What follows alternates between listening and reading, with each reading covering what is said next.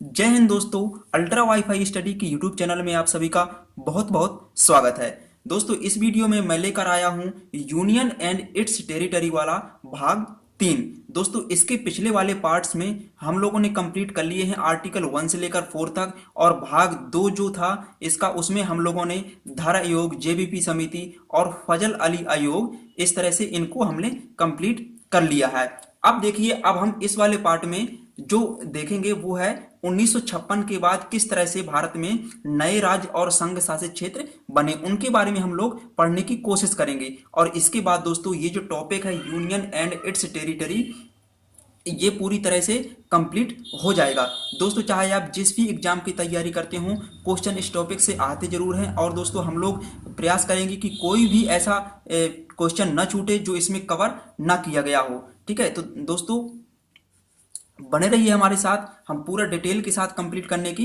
कोशिश करेंगे। तो चलिए देखते हैं। देखिए 1956 के बाद बनाए गए नए राज्य एवं संघ शासित क्षेत्र, यानी कि 1956 के बाद 1 नवंबर 1956 को यदि देखा जाए तो भारत में 14 राज्य और 6 केंद्र शासित प्रदेश थे। और इसके बाद किस तरह से राज्यों का गठन किया गया उसको हम लोग देखते हैं।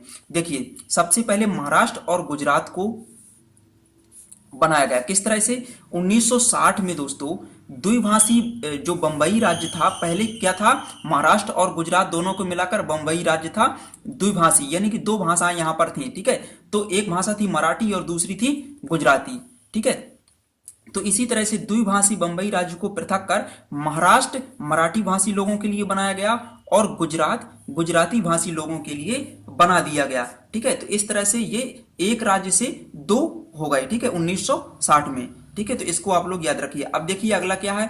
देखिए इसके बाद दादर एवं नगर हवेली। ठीक है, दादर एवं नगर हवेली 1954 में इसको स्वतंत्र कराया गया पुर्तगालियों से। ठीक है, और इसके बाद 1961 में दादर एवं नगर हवेली को संघ शासित क्षेत्र बना दिया गया। ठीक है, तो इसको आप लोग याद रखिए। अब देखिए गोवा एवं दमन दीव।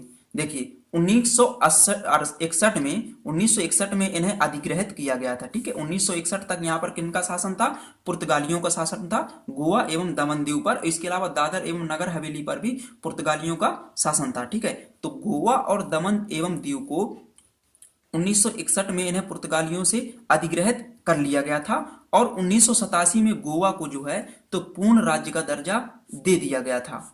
ठीक है, 1987 में गोवा को पूर्ण राज्य का दर्जा दे दिया था, यानी कि 1961 तक, 1961 के बाद 1987 तक जो गोवा था वो अधिग्रहित राज्य के रूप में भारत में शामिल था। ठीक है, 1987 में गोवा को पूर्ण राज्य बना दिया गया था, तो इसको आप लोग याद रखिए। ठीक है, अब देखिए इसके बाद दमन एवं दीव को केंद्र शासित प्रदेश बना दिया गया था 1987 में ही। ठीक है, तो इस तरह से इसको याद रखिए। अब देखिए जो पुडुचेरी है, ठीक है, 1954 में फ्रांस ने इसे भारत को सौंपा था। ठीक है, 1954 में फ्रांस ने इसे सौंपा था। इसके बाद 54 से 62 तक ये अधिग्रहित क्षेत्र के रूप में भारत में शामिल रहा और 1962 में इसे संघ शासित क्षेत्र बना दिया गया था पुडुचेरी को। ठीक है, तो इसको आप लोग याद रखिए।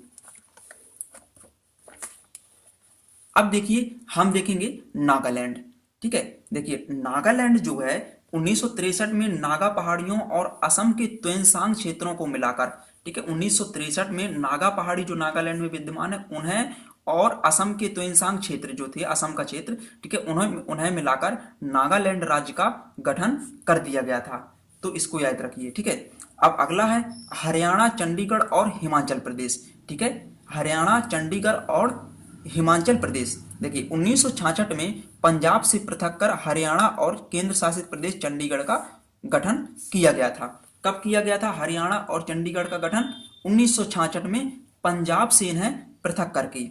ठीक, और देखिए 1971 में संघ शासित क्षेत्र हिमाचल प्रदेश को पूर्ण राज्य बना दिया गया था। ठीक है, हिमाचल प्रदेश को 1971 में संघ शासित क्षेत्र, पहले क्या था, 1971 के पहले हिमाचल प्रदेश एक केंद्र शासित प्रदेश के रूप में था, जो 1956 में मैंने आपको बताया था कि 6 केंद्र शासित प्रदेश से थे, तो उनमें से एक हिमाचल प्रदेश भी केंद्र शासित प्रदेश था। ठीक है, तो 1971 में हिमाचल प्रदेश को केंद्र शासित प्रदेश से पूर्ण राज्य का दर्जा दे दिया गया था, तो इसको आप लोग याद रखिए। अब देखिए मणिपुर, त्रिपुरा और मेघालय। इनको किस तरह से बनाया गया। देखिए 1972 में मणिपुर व त्रिपुरा को पूर्ण राज्य बना दिया गया था। कब? 1972 में। और इसी तरह से 1969 में मेघालय को राज्य बनाया गया था। ठीक है, तो ये छोटी छोटी चीजें हैं, इनको याद रखिए। ठीक है, अब इसी तरह से देखिए सिक्किम 1947 तक यदि देखा जाए तो सिक्किम में चोग्याल वंश का शासन था। ठीक है, 1947 में सिक्किम में किसका शासन था? चोग्याल वंश का। ठीक है, 1947 में जब भारत आजाद हुआ था और ब्रिटिश ने सिक्किम को छोड़ दिया, यानी कि भारत को स्वतंत्र कर दिया था, तो सिक्किम की रक्षा किसने की थी? भारत ने ही की थी। ठीक है, तो 1974 में सिक्किम को संबद्ध राज्य बनाया गया। ठीक है, सिक्किम को संबद्ध राज्य बनाया गया एक सहमति के द्वारा चोग्याल वंश के शासक से। ठीक है, सहमति बनी और 1974 में सिक्किम को संबद्ध राज्य बना दिया गया। और इसके बाद 36वें संविधान संशोधन जब पारित किया गया था 1975 में, तो सिक्किम को पूर्ण राज्य का दर्जा दे दिया गया था। ठीक है, सिक्किम को 1975 में पूर्ण राज्य का दर्जा दे दिया गया था। ठीक है, तो इसको आप लोग याद रखिए। अब चलिए देखते हैं आगे क्या है।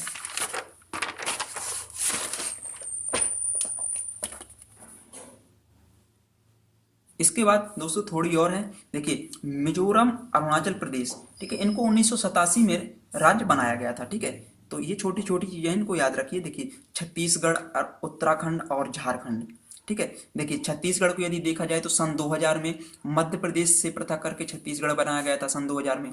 और सन 2000 में ही यूपी से पृथक कर उत्तराखंड राज्य का निर्माण किया गया। और सन 2000 में ही बिहार से पृथक कर झारखंड राज्य का, जो बिहार का दक्षिणी हिस्सा था, उसको अलग करके झारखंड एक अलग राज्य का गठन कर दिया गया था। तो इसको आप लोग याद रखिए। ठीक है, अगला है तेलंगाना। ठीक है, तेलंगाना देखिए 2014 में बिल्कुल न्यू है। 2014 में इसको आंध्र प्रदेश से पृथक करके तेलंगाना राज्य बना दिया गया था। ठीक है, तो अब देखिए नाम परिवर्तन किस तरह से किए गए। जो राज्य हैं उनका नाम परिवर्तन किस तरह से किया गया। मैंने आप लोगों को बताया था कि जो नामों में परिवर्तन किया जाता है तो वो किस आर्टिकल से किया जाता है? राज्य के नाम में परिवर्तन आर्टिकल, जल्दी बताइए। देखिए आर्टिकल 3 के तहत। ठीक है, आर्टिकल 3 के तहत राज्यों को नामों में परिवर्तन किया जाता है। ठीक है, और उसके क्षेत्र में परिवर्तन ये भी आर्टिकल 3 में ही है। और नए राज्यों का निर्माण किस आर्टिकल से किया जाता है? आर्टिकल 2 में, नए राज्यों का गठन। ठीक है, और ऐसे राज्यों को भारत के संघ में शामिल किया जा सकता है जो पहले से अस्तित्व में है लेकिन भारत के संघ में शामिल नहीं है, वो भी आर्टिकल 2 में है। ठीक है, तो इसको आप लोग याद रखिए। और आर्टिकल 1 में क्या है? आर्टिकल 1 में बताया गया है कि भारत राज्यों के समूह के बजाय राज्यों का एक संघ होगा। यानी कि भारत का जो संघ है वो राज्यों के बीच किसी भी प्रकार के समझौते का परिणाम नहीं है। राज्यों को शक्ति कौन देता है? संघ। जबकि अमेरिका में ऐसा नहीं है, वहां पर छोटे छोटे राज्य मिलकर एक संघ का निर्माण कर लेते हैं। छोटे छोटे जो राज्य होते हैं वो अपनी शक्तियां एकत्रित करके संघ को दे देते हैं। इस तरह से वहां पर केंद्र का निर्माण हो जाता है, उनको शक्तियां दे देती हैं और फिर वो राज्य को गवर्न करते हैं। ठीक है, लेकिन भारत में ऐसा नहीं है। यहाँ पर केंद्र राज्यों को शक्तियां देते हैं। ठीक है, ऊपर से नीचे की ओर शक्तियों का चालन होता है।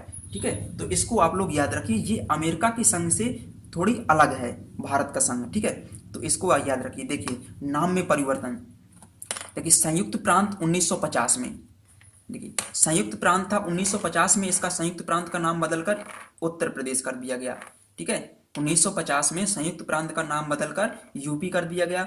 और 1969 में ही मद्रास का नाम परिवर्तित करके तमिलनाडु कर दिया गया। ठीक है, और इसी तरह से 1973 में मैसूर राज्य का नाम बदलकर कर्नाटक कर दिया गया।